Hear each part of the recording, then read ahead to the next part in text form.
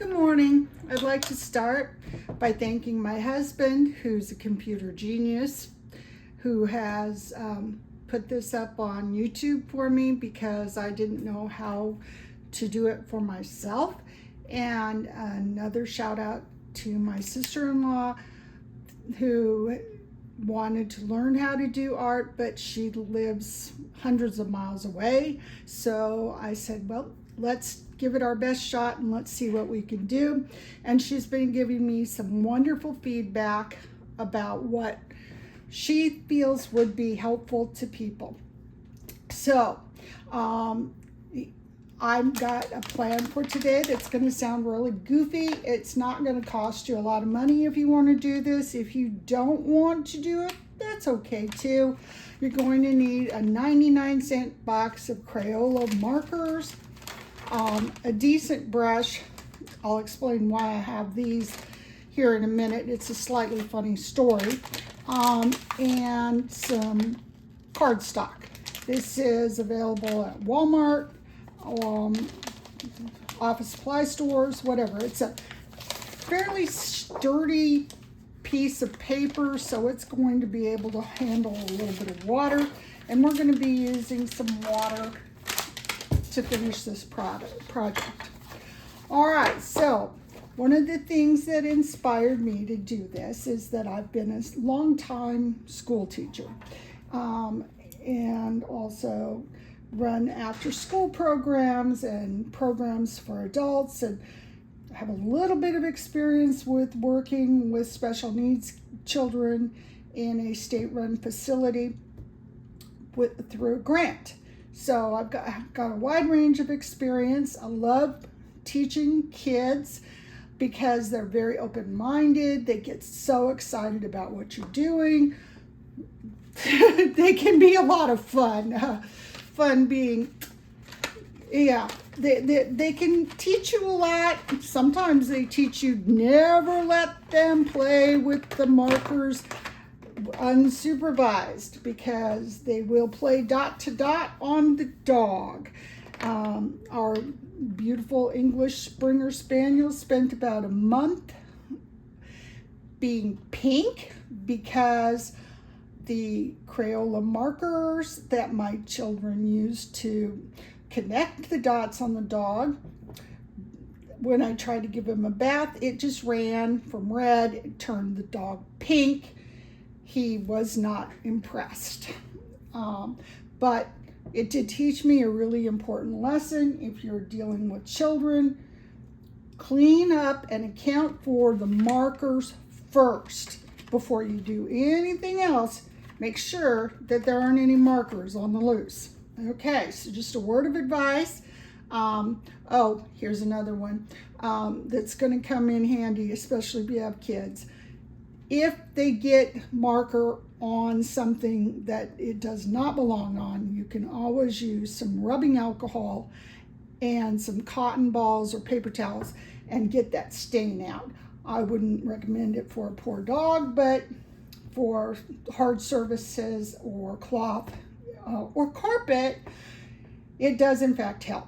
All right, so I could sit here and I could give you all of my credentials of how I got started and where I got started and where I went to school and on and on and on. Or I could just say, look, this is what inspired me. And I was very fortunate when I was in school that I had some teachers who nurtured my desire to do art and understood that if I was creating art, and they used that as an incentive, I would learn everything else they needed me to learn in the classroom and I would excel. So, God bless teachers.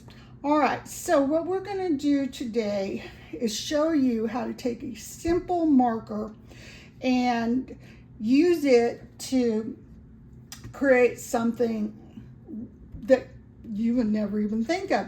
And it's kind of inspired by my boys playing dot to dot with that poor dog.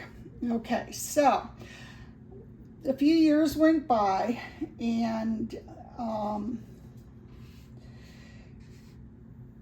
and it doesn't matter if things are perfect, okay?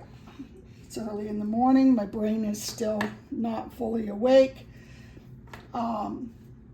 But anyway, I was teaching an art session in a school that didn't have art, and they didn't have a room, they didn't have supplies, they didn't have a lot of time, but it was Art Appreciation Day, and they asked me to come in and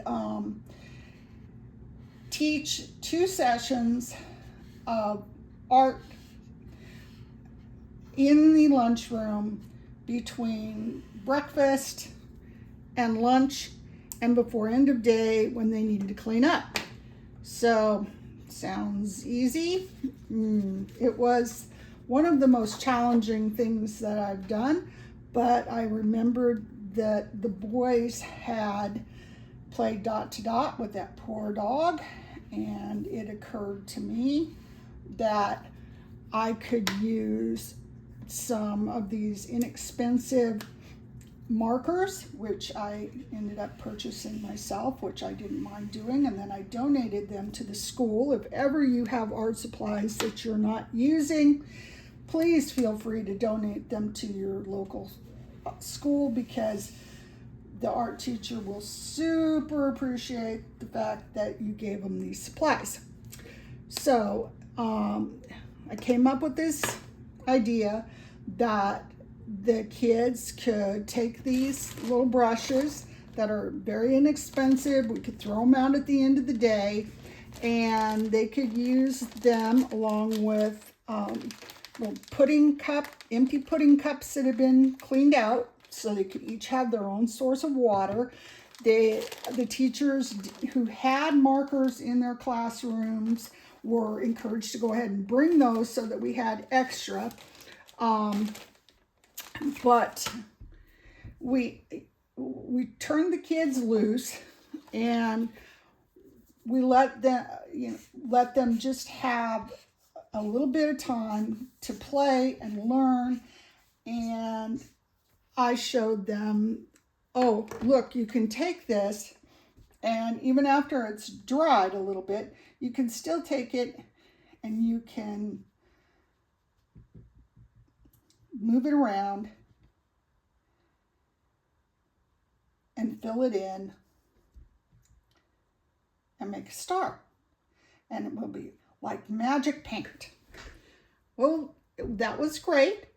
These kids were amazing, because they looked at this and they said, you know, that's one way to do it, but we could also come at it from the opposite direction,